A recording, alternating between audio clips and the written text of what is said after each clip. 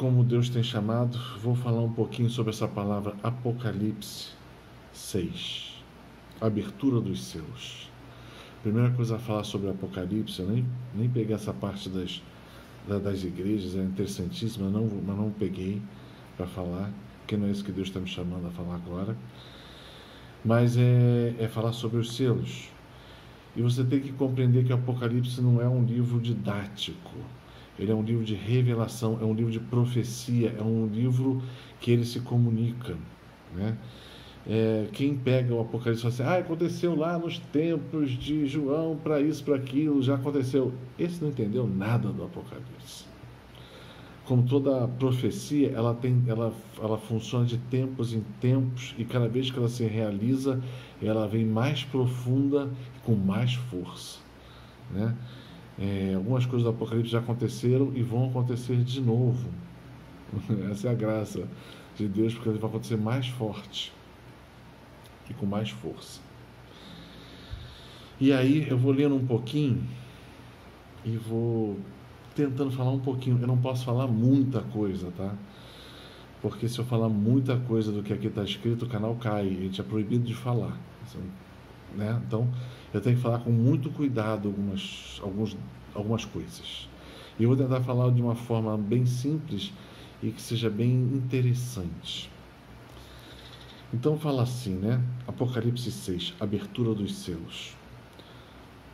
Depois viu o Cordeiro abrir o primeiro selo. Viu o Cordeiro. O Cordeiro é Jesus. É só quem pode abrir o livro de Deus. Os livros selados, os segredos mais profundos de Deus, só o próprio Deus, o Pai, o Filho e o Espírito Santo. Ninguém mais pode ousar nem chegar perto. Então, o Cordeiro vai lá e abre o livro e esse selo. Ouvi um dos 4 animais chamar com voz forte de trovão. Os 4 animais, o animal você entenda como criatura. Ouvi uma criatura. Para ele parecia um animal, mas era uma criatura. Ou seja, Deus, Jesus, abre o livro, abre a sentença e comanda uma criatura celeste a falar um certo comando. E o comando que ele fala é: vem. Ou seja, aconteça, age. Vi aparecer então um cavalo branco. O seu cavaleiro tinha um arco. Foi-lhe dado uma coroa e ele partiu como vencedor para tornar a vencer. Ponto. Primeira coisa, né, muitas vezes a gente para e lê essa pequena trechinho aqui e vê um cavalo branco, aí a gente já tem a ver na mente da gente que é bom, né? Porque é branco, porque é assim, esquece, não. Você tem que aprender a ler a palavra. Veio um cavaleiro branco, né? Um cavalo branco, é a única informação que você tem. Ou seja, ele vem como uma aparência de bom. Só aparência. Seu cavaleiro tinha um arco. Isso aqui é uma descrição que eu vou falar daqui a pouco. Foi-lhe dado uma coroa. Então ele não é rei e não é de filiação divina. Deu para ver isso? Porque tem muita gente que fala assim, é um cavaleiro branco, é Jesus que vem para lutar. Não, esquece. Não é isso que está escrito aqui. O seu cavaleiro tinha um arco e foi-lhe dado uma coroa. Então, né, alguém deu a coroa a ele, então ele não é o detentor da coroa, ele está usando essa coroa. Ou seja, ele vem para reinar, só que o reino não é dele. Ou seja, e ele partiu como vencedor para tornar a vencer. Ou seja, ele já esteve na terra, já durante um tempo venceu e lhe foi tirada a coroa e perdeu. Agora vocês estão começando a entender quem é. Não é Jesus, na verdade isso aqui é um espírito maligno, ok? É um demônio. E ele é quem vem fazer acontecer todo o reinado do homem iníquo. Este personagem, essa falsa divindade, é o Deus, falso Deus, do homem iníquo, aquele que vem contra o Cristo e contra a sua igreja. Deu para entender? Soltou esse demônio, não vou falar qual o nome, que ele vem para trazer esse falso reinado e todas as tribulações que virão sobre a terra. Ok? Continuando. Quando abriu o segundo selo, ouviu o segundo animal clamar, vem, ou seja, né? Jesus abre o selo e tem uma criatura que faz a ordem de acontecer. Partiu então outro cavalo, vermelho, a quem o montava foi dado tirar a paz da terra, de modo que os homens se matassem uns aos outros, e foi-lhe dada uma grande espada. Né? Sem dúvida nenhuma, esse caso aqui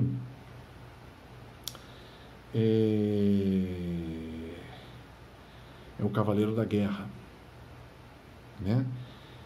Mas presta atenção, ele foi enviado para fazer isso, mas não quer dizer que ele começou a fazer. Ele começou a fomentar as guerras, as desuniões entre os povos, botar um povo contra o outro, botar dentro da própria cidade, botar quem é do lado da cidade contra o outro lado da cidade, os altos contra os baixos, os gordos contra os magros, todos os tipos de diferenças uns contra os outros. Ele começa assim até ele gerar a guerra. Ok? Fica a dica. Outro selo, né? Vamos lá. Esse foi o segundo, vamos para o terceiro. Quando abriu o terceiro selo, ouviu o terceiro animal clamar, vem, e vi aparecer um cavalo preto. Seu cavaleiro tinha uma balança na mão. Ouvi então, como se uma voz a clamar, no meio dos 4 animais, 1 medida de trigo por 1 denário, 3 medidas de cevada por 1 denário, mas não danifiques o azeite e o vinho. Tem muita gente que olha isso aqui e não entende absolutamente nada. Eu também era assim. Então não fica chateada, normal. Eu lia e aceitava, eu não estava entendendo. Até que um dia Deus me revelou o que significa isto aqui, né? E o significado disso aqui é o quê? Esse cavaleiro é o cavaleiro da fome.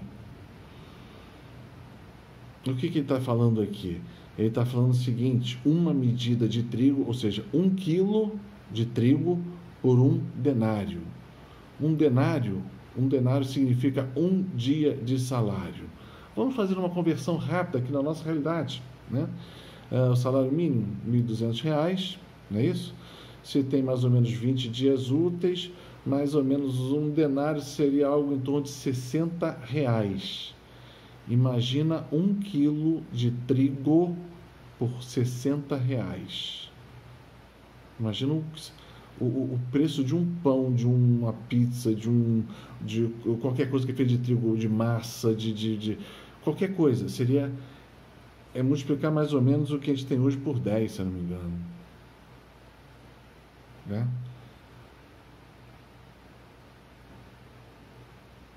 Se eu não me engano, é isso. Eu comprei farinha de trigo, estava R$6. Isso aí. Multiplica por 10. Ou seja, se hoje a gente acha as coisas caras, isso quer dizer que vai haver uma falta de comida muito grande, a tal ponto que a comida básica de toda a população, que é um pão, ficar caríssimo. Então, haverá fome. Este anjo que foi solto aqui, ele vai carregar a questão da fome.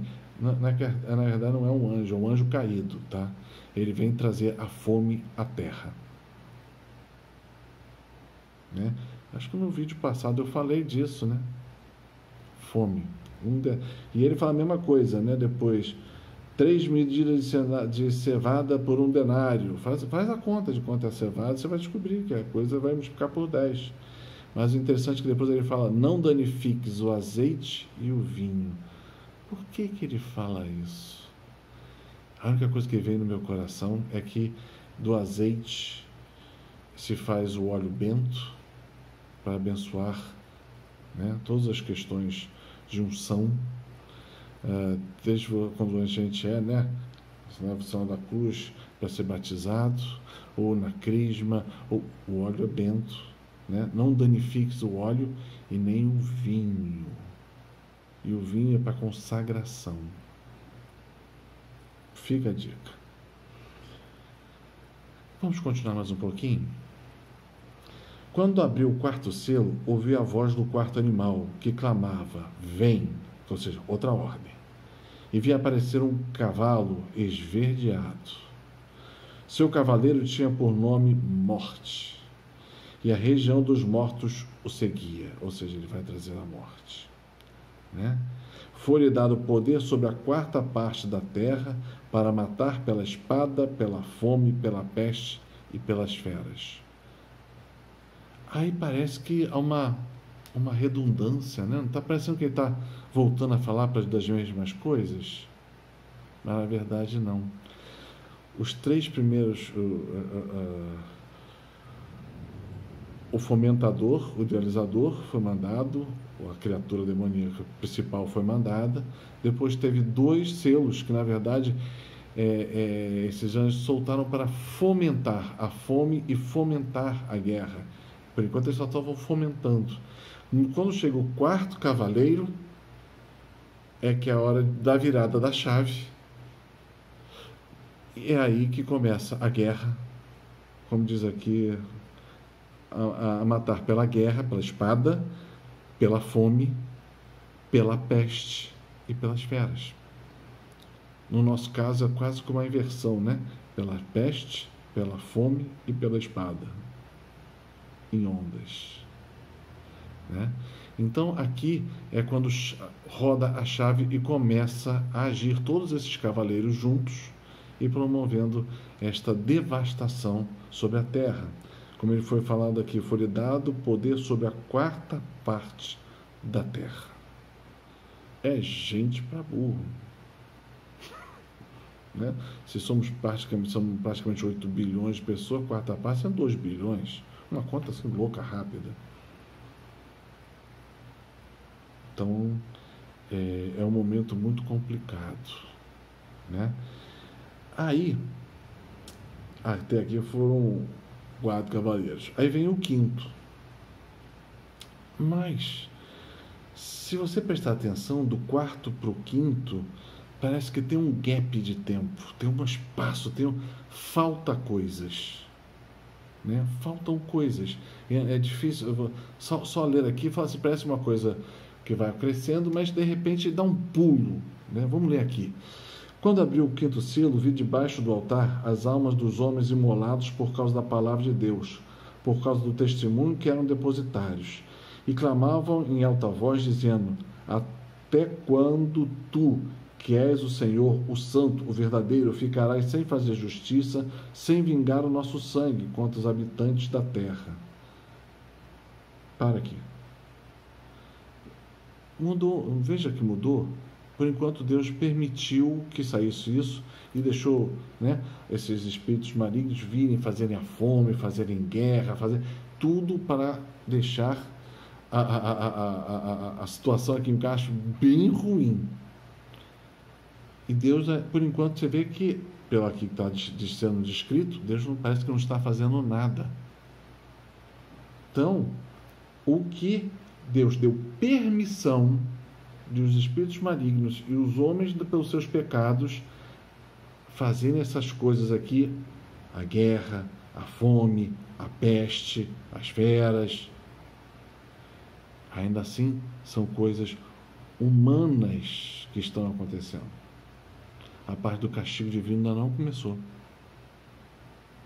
Por quê? Porque os mártires que estão aqui levantando e clamando ao Senhor, que o Senhor venha fazer justiça. Olha, então, deu para ver que tem uma diferença bem grande entre a parte que Deus permite que os homens se maltratem nos seus pecados, imbuídos pelos espíritos malignos, mas estão fazendo besteira, até que Deus tem que estar parado e não está agindo por justiça. Os mártires estão clamando ao Senhor. Mas acontece aqui que nesse gap de tempo que eu estava falando, veja que logo depois dessas guerras, dessas coisas todas, essas pestes, fome, vem uma perseguição aos filhos de Deus, aos que acreditam em Deus. E muitos deles morrem mártires, ou seja, morrem pela sua fé. Deu para ver? Então vai existir mártires. Tem muita gente que não entende isso. Tem muita gente que acha que vai ser tudo, Ai, Deus vai dar um jeito, eu vou para o céu direto. Não, querido. Tem luta e luta feia aqui embaixo. E tem gente que vai cair no meio da luta. São os mártires. E esses estão clamando ao Senhor. Vamos continuar aqui.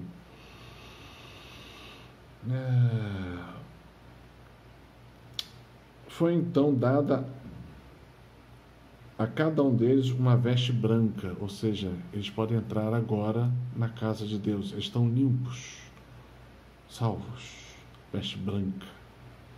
Foi dito que aguardasse ainda um pouco, ou seja, Deus fala para eles, ainda não está no tempo. Por quê? Vamos ver por quê.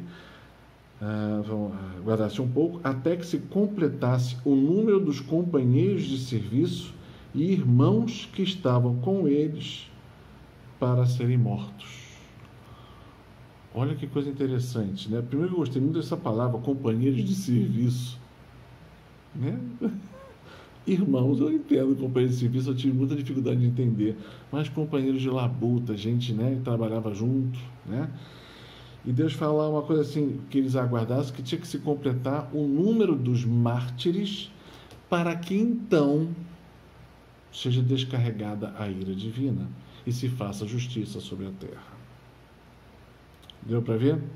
Então, às vezes a gente fica clamando, ai Senhor, quando vai acabar essas desgraças, as coisas ruins que acontecem? É justo?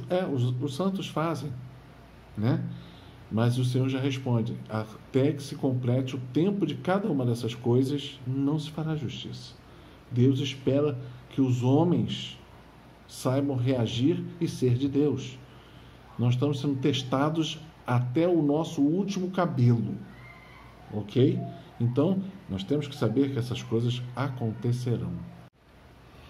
Vamos continuar mais um pouquinho. Depois viu o cordeiro abrir o 6º selo. Aí a coisa muda. Depois dos mártires, está tudo montado, chegou no tempo, começa o 6º selo. O 6º selo a coisa começa. Tá? Eu particularmente acho que estamos no 4º selo. Ok? Mas vamos ler o que vai acontecer no 6º. Depois disso, viu o cordeiro abrir o 6º selo. Sobreveio, então, um grande terremoto. O sol se escureceu como um tecido de crina. Quer dizer, o dia perdeu sua claridade. Fica escuro. A lua tornou-se vermelha como sangue. Lua de sangue. Deus fala sobre isso. As 3 luas de sangue. É uma coisa para ser estudada, hein? As estrelas do céu caíram na terra. Tem gente que vai falar que são os santos morrendo, e tem gente que vai falar que são coisas do cosmos, do universo, como meteoros caindo na terra. Deixo para vocês. Como frutos verdes que caem da figueira agitada por forte ventania. Dá margem para os 2 lados. O céu desapareceu como um pedaço de papiro que se enrola e todos os montes e ilhas foram tirados dos seus lugares. Nossa Senhora já falou disso.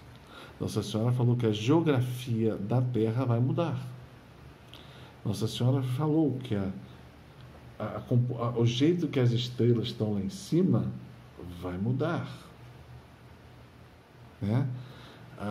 Quando Deus agitar o seu braço, nada fica de pé.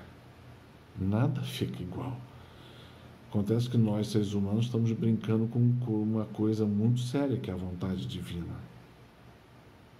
Geralmente dá errado. E vou dar uma dica. Até certo ponto você consegue mudar a vontade de Deus. Se você for muito amigo dele, se você for muito humilde, de uma santidade fantástica, de uma alma, né, de predileção divina e pedindo muito a Deus, Deus às vezes muda, né? Mas depois que ele começou a fazer o plano e botar a justiça dele em ordem, nada para. Aí a pessoa tem que rogar pela sua própria vida para ele ficar de pé. Pega na Bíblia. Isso aí nada é meu, não. Isso tudo está escrito na Bíblia. Vamos continuar. Então, os reis da terra, os grandes, os chefes, os ricos, os poderosos, todos os escravos e os livres, esconderam-se nas cavernas e nas grutas das montanhas. E diziam: as montanhas e os rochedos, caiam sobre nós, escondei-nos da face daquele que está sentado no trono e da ira do Cordeiro, porque chegou o grande dia, o dia da sua ira, e quem poderá subsistir? Esse texto aqui ele é fantástico. Por quê? Porque você vê, né, que esses grandes, esses poderosos, todos sabiam que estavam numa guerra contra o Deus vivo e o seu Filho, o Cordeiro de Deus. Só que eles acreditaram na serpente, no antigo demônio, tem outros nomes que eu não vou falar, e acharam que podiam vencer esta batalha. E até construíram para eles aqui cavernas e grutas nas montanhas, no solo. Já ouviu falar disso? Procura que você vai descobrir que eles montaram seus silos subterrâneos para esta grande batalha, que eles acham que podem ganhar. Até que chegará o dia que acontecerá esta coisa toda aqui, que aqui está descrito. E vão ver que falar quem pode subsistir contra o grande e todo-poderoso Deus, o Criador de todas as coisas, e seu Filho, o Cordeiro, e seu Espírito. Então essa palavra, ela vai nos indicar sucintamente os acontecimentos. Eu li isso aqui, agora eu já sei tudo. Querido, você está apenas começando a grande história. E o Apocalipse, se você aprender a ler ele, você vai ver que essa história aqui, que a gente acabou de ler extremamente rápido, ela vai se repetir 6 ou 7 vezes, eu já não lembro direito. Só que cada vez que a gente vai ler daqui para frente, vocês vão ver que a história ela vai como se fosse repetir, só que cada vez que ele vai contar essa história de novo, ele vai dar detalhes e óticas diferentes dos acontecimentos, dos principais acontecimentos. Então você tem que saber o que você está... Tem gente que pega o selo e vai ler as trombetas e vai ler... E só que vai dar errado. Por quê? Porque não é uma história que está sendo contada do começo ao fim. Na verdade, ele está contando a mesma história várias vezes para que você entenda o que está ali escrito. Multidão dos salvos. Depois disso, viu 4 anjos que se conservavam de pé nos 4 cantos da terra, detendo os 4 ventos da terra, para que nenhum vento soprasse sobre a terra, sobre o mar, sobre as árvores e sobre coisa alguma. Na verdade, esses 4 anjos que estão aqui, eles param toda a criação para que não haja chuva. Vai haver uma seca muito grande para aumentar a fome. Igualzinho nos tempos de Elias. Pega lá nos tempos de Elias. Você vai ver, você vai entender isso aqui. Vi ainda outro anjo subir do Oriente, trazia o selo de Deus vivo. Se trazia o selo de Deus vivo, nós sabemos que é um anjo de Deus, né? E pôs-se a clamar com voz retumbante aos 4 anjos, aos quais foram dado poder de danificar a terra e o mar, ou seja, não são de Deus. Não danifiques a terra, nem o mar, nem as aves, até que tenhamos assinalado os servos de nosso Deus em suas frontes. Aqui é uma coisa muito interessante. Todos os judeus serão marcados pelos anjos na sua fronte com o selo de Deus vivo, ou seja, com o seu sinal. Eu vou dar uma dica. Você entenda como quiser. Leia sobre isto. Vá no Antigo Testamento. Vê qual é o sinal que foi dado pelo anjo que as pessoas foram marcadas. E que os anjos não tocaram naquelas pessoas e o resto todo morreu. Qual foi o sinal? Fica a dica. Mas quem selará a fronte dos escolhidos serão os anjos do Senhor. Os anjos que traz o selo de Deus vivo. Ok? E aqui depois ele fala lá, são das 12 tribos, cada tribo com 12 mil assinalados, 144 mil. Isso é um número meramente explicitativo, quer dizer, 12 das 12 tribos, ou seja, de todas as possibilidades das tribos do povo de Deus, das todas as possibilidades, pessoas que são de Deus, todas elas serão devidamente assinaladas, catalogadas, e elas terão o selo de Deus vivo. Elas não terão o selo da besta, que depois a gente vai falar lá na frente, no Apocalipse 13, se não me engano. Então, aqui ele quer deixar isso claro. Os de Deus serão assinalados. E eles vão passar pela tribulação, mas não serão danificados por nenhum anjo de Deus ou demônio. Ok? Você falou daqueles que morrem durante a grande perseguição, os mártires. Esses morrerão. Mas aqueles que são cotados a ficarem vivos padecerão aqui na terra, passarão pela grande tribulação e vão sair vivos do lado de lá. Ok? E depois ele viu dentro no templo de Deus a quantidade de gente que foi salva, e foi enorme. Enorme. É isso que o texto vem falando depois. Eu não vou falar muito sobre isso. E o que eles faziam? O louvor a Deus, a glorificação do nome de Deus, agradeciam pela salvação, por todas as vezes que eles foram, que a providência divina ajudou. Então é interessante ler para você entender, né? Aí o João pergunta, mas quem são esses? Aí o ancião, um dos anciãos que assistem de lá diante de Deus, acho que são 24, responde, estes que estão vestidos com vestes brancas são aqueles que vêm da grande tribulação, lavaram suas vestes e alvejaram no sangue do Cordeiro. Por isto estão diante do trono de Deus e o servem dia e noite no seu templo, até que esteja sentado no trono. Aquele que está sentado no trono os abrigará em sua tenda, ou seja, eles são destinados à casa de Deus e para a sua eternidade serão felizes. Pega ali é interessantíssimo isso. Aí diz lá, já não terão fome nem sede. Isso é por causa da grande tribulação. As grandes dificuldades passarão sobre a terra. Não terão nem fome e nem mais sede. Ou seja, até os escolhidos passarão dificuldades. Tem gente, não, Deus vai providenciar tudo, vai ser uma maravilha. Não é assim, ok? Nem o sol, nem calor algum os abrasará. Ou seja, toda dificuldade teremos que passar.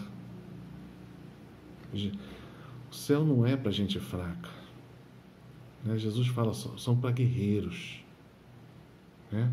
Porque o Cordeiro está no meio do trono, será o seu pastor e os levará à fonte das águas vivas, e Deus enxugará todas as lágrimas dos seus olhos. Ou seja, tudo que ficou para trás passou. mas o próprio Deus fará isso. Olha que lindo, né? Cuidado, carinho. A abertura do último selo. Quando enfim abriu o 7º selo, fez-se silêncio no céu durante cerca de meia hora. Vai acontecer alguma coisa. Expectativa. Eu vi os 7 anjos que assistem diante de Deus e foi dado as 7 trombetas. 7 anjos, eu sei 3. Gabriel, Rafael e Miguel. Os outros eu não sei quem são. Adiantou-se outro anjo e pôs-se junto do altar com um turíbulo de ouro na mão. Isso é para incensar a Deus, o tribulo, né? Foi-lhe dado muitos perfumes para que se os oferecesse. Esses perfumes, na verdade, eram as orações dos santos, que eram colocados no altar de Deus. A fumaça do perfume subiu das mãos dos anjos com as orações dos santos diante de Deus. Depois disso, o anjo tomou o turíbulo, encheu de brasas do altar, lançou por terra. Houve trovões, relâmpagos e terremotos. Então os 7 anjos que tinham as trombetas preparam-se para tocar. Aí o negócio fica interessante. Eu muitas vezes, não falo muito sobre isso, porque muita gente não tem fé. Quando fala das dificuldades, de perseguição, disso, muita gente não tem fé, começa a tremer, a falar coisas absurdas. Se você começou a ter medo, não tenhas medo. Não tenhas medo. Confia no Senhor, aprofunda a tua caminhada, aprofunda a tua conversão, aprofunda a tua leitura, aprofunda a tua fé, porque vai ser muito necessário. A escolha de Deus ser um desses assinalados depende primeiro da tua conversão e da tua fé no Deus Altíssimo, Todo-Poderoso, que pode tudo. Se gostou desse vídeo, não esqueça de se inscrever no nosso canal. Ative o sininho para receber notificações e deixe o seu like para nos ajudar a crescer cada vez mais. Paz e bem.